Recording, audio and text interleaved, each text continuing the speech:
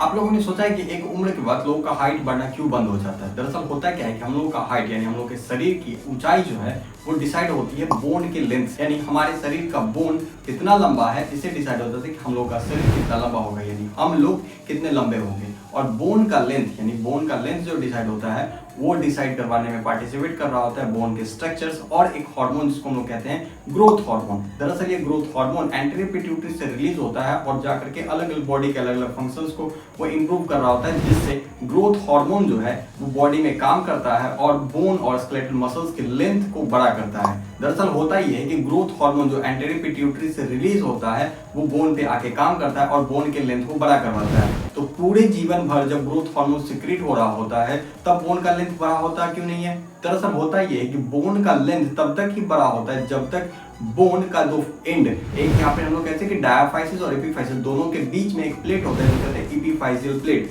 ये प्लेट दोनों आपस में जब तक फ्यूज नहीं कर जाते हैं तब तक ग्रोथ हार्मोन काम करता है और बोन का लेंथ बड़ा होता जाता है। इसलिए एक उम्र के बाद बोन का लेंथ बढ़ना बंद हो जाता है क्योंकि एपीफाइसियल प्लेट आपस में फ्यूज कर जाते हैं।